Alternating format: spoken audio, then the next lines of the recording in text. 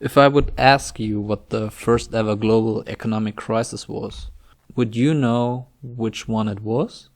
And what did Karl Marx had to do with it? To be honest, I did not know about this crisis for a long time, and if you're not from the US, you probably haven't heard of it before either. This is the Panic of 1857.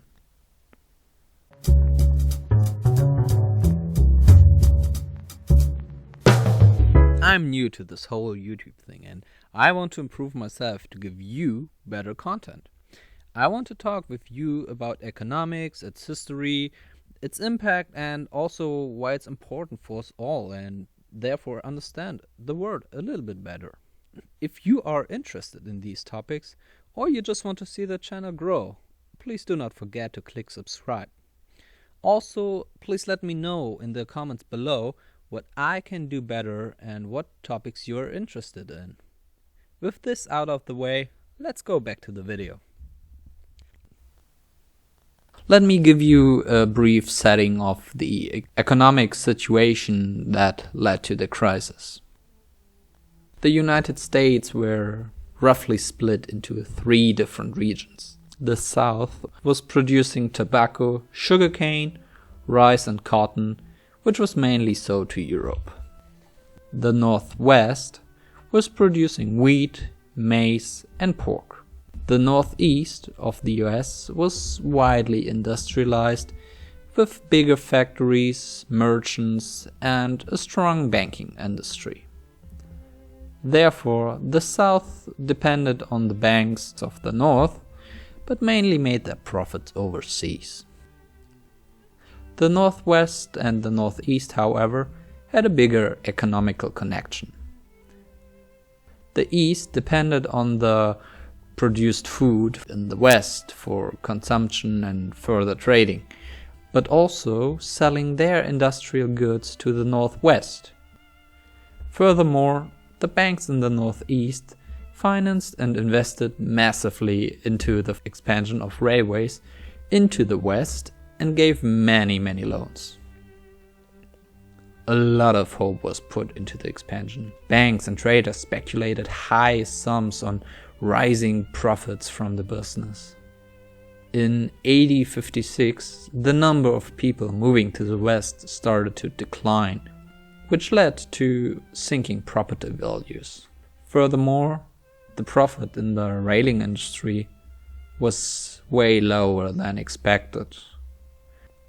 Especially the Ohio Life Insurance Company invested large sums into railway companies, which did not make any profit now. And now they had to declare bankruptcy. Many other banks were lending money to the Ohio Life Insurance and needed no money to keep their own business running. For that, they summoned their credits, which they gave to smaller banks or businesses.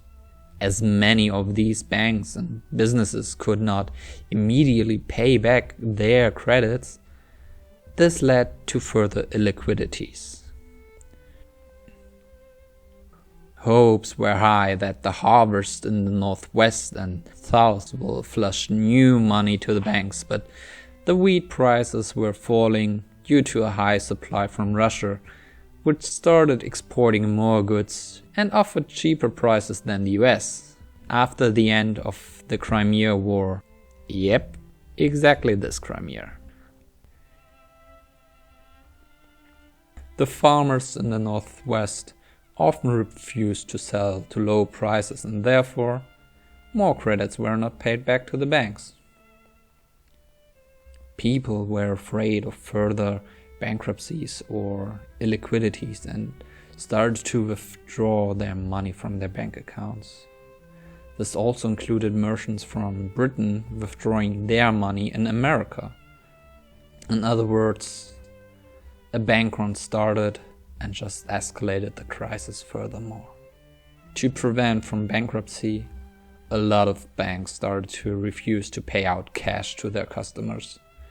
Just 2 months after the start of the bank run, the banks did have enough reserves again to restart giving out cash. Meaning the whole crisis was indeed pretty short, but still quite hard as the number of bankruptcies skyrocketed. As the South mainly exported their goods to Europe, the South themselves wasn't hit as hard. But the wheat prices also did not increase in 1858, leaving the Northwest in dire straits. The economy of the North also became more dependent on the South, needing to sell their produced goods there. As a result of the crisis in 1857, especially the North, higher tariffs were demanded, which would have damaged the Southern economy hard.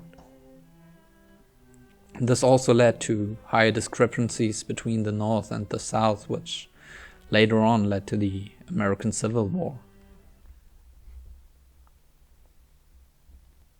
In Europe, Karl Marx was celebrating in a letter addressed to Friedrich Engels the American crisis, which they think they anticipated in 1850, even calling it beautiful.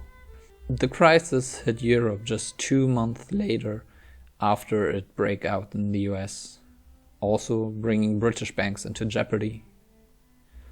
Following this, the British Central Bank allowed for printing more money to allow for higher liquidity. As the crisis was hitting England, Friedrich Engels replied to Marx, "Tant mieux," even better. Even though both were celebrating the crash, Marx, living in London at that time, was still complaining of his own financial situation, being in financial jeopardy and not receiving any further credits from the banks due to the crisis. Marx and Engels were hoping that the capitalistic system would completely collapse under the crisis, leading to a social revolution, leaving the young industrialized capitalistic society behind. And indeed, a few thousand people were demonstrating in New York at the beginning of November. Another market which was hit hard was Hamburg, which was one of the main trading posts in Europe at that time. The international trade vastly financed itself on promissory notes and fearing a deficit in payments. A panic infected the merchants and bankers, leading in the end to the public authorities supporting the private economy with the sum of 5-fold of the annual budget. The international trade is too big to fail to not to support it. Even though this ended the panic within 2 weeks, about 290 bankruptcies were filed in Hamburg during this time, the 7-fold of what was usually considered to be normal at this time. In a sarcastic manner, Marx wrote to Engels that the capitalists, which were advocating against the right for work for everyone, are now calling the authorities for strong support and therefore a right for profit on public expenses, is just beautiful. Empowered by the crisis, Marx was studying a lot during these times, working on the first manuscript on his book Das Kapital, also known as Capital, a critique of political economy. The rest of Europe wasn't hit as hard as London or Hamburg, and the panic rather drizzled out, but still was felt all over the world. Besides America, England and Germany, also in Scandinavia, the former colonies in South America, but also in India. And even though the crisis hit the US, England and Germany hard, it did not kill capitalism as Marx and Engels hoped. The book Das Kapital, Capital, was finally published in Germany in 1867, also becoming part of the UNESCO Memory of the World in 2013. Even though Marx felt confirmed in his anti-capitalistic views, the lessons from the crisis of 1857 were less strict, but still important enough to implement deposit guarantee schemes to improve for a better and more healthier banking and financial system, also accepting central banks as a lender of last resort to prevent further crisis. Did you ever hear about this crisis before? Or did I tell you something new? Furthermore, have you ever read any texts of Marx, and what do you think of his theories? Please let me know in the comments below, and if you also want to understand how banks are actually creating money, please watch my previous video on this topic, as well as my other videos that I published so far. And do not forget to subscribe to my channel, and I'll see you in the next one.